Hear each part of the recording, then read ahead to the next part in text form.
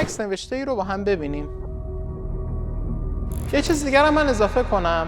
یه کسی ممکنه برگرده بگه من اصلا عسل دوست ندارم. سلام، تصور کن یه رود عسل درست کردن و برای اینکه جریان داشته باشه کلی حرارتش دادن. یه کسی ممکنه برگرده بگه من اصلا عسل دوست ندارم. خدا چرا تو توصیف نعمت‌های بهشت از عسل هم اسم میاره؟ چند تا نکته هست که اگه بهش توجه کنیم خیلی از این سوالا خود به خود حل میشه. اول اینکه خدا تو قرآن یه قاعده کلی گفته، اون این که اهل بهشت هر چیزی که دوست داشته باشن براشون فراهم میشه. تازه خدا میگه علاوه بر اون ما یه چیزایی براشون فراهم میکنیم که فراتر از سقف آرزوهاشونه، چون اصلا تصوری ازش ندارن که بخوان درخواستش کنن. خب حالا اگه خدا به این بیان کلی اکتفا میکرد، شاید ما آدما به اندازه کافی انگیزه و شوق و ذوق درمون ایجاد نمیشد.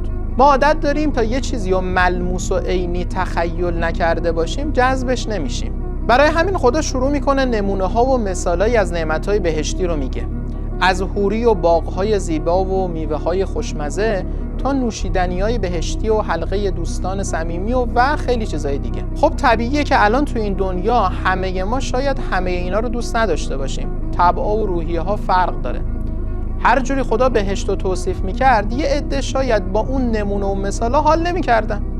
اینجا باید به همون قاعده کلی برگردیم و خیالمون راحت باشه که هر کسی هر چیزی که دوست داره طبق ذائقه و روحیش براش فراهم میشه.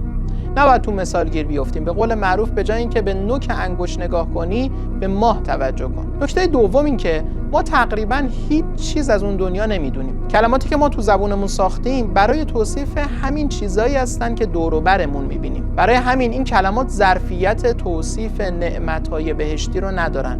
دیدید کسایی که تجربه‌ای نزدیک به مرگ داشتن همش میگن اون چیزی که تجربه کردیم و نمیتونیم توصیف کنیم، یا میگن رنگایی که دیدیم با رنگای این دنیا قابل مقایسه نیستن. حالا تازه تجربه نزدیک به مرگ با برزخ و قیامت خیلی فاصله داره. حتی طرف هنوز نمرده واقعا، فقط یه گوشه ایشو از لای دربش نشون دادن. پس ظرف تصورات و تخیلات و تجربه های ما خیلی خیلی کوچیکتر از اونیه که بتونه حقیقتهای بهشتی خدا رو درک بکنه. خدا تو قرآن میگه هیچ کس نمیدونه که ما چه شگفتانه هایی برای بهشتی ها مخفی کردیم که به وقتش رو میکنیم. توصیفی که خدا از بهشت میکنه مثل اینه که انیشتین بخواد لذت کشف کردن نظریه نسبیت عامو به یه بچه 7 ساله توضیح بده. شاید انیشتین بگه که مثل این میمونه که یه ماشین کنترلی رو که گم کردی بعد یه دفعه پیداش کنی. عسل بهشتی همون عسلی نیست که صبح رو نون میمالی و با کره میخوری، همونطور که نظریه نسبیت همون ماشین کنترلی نیست.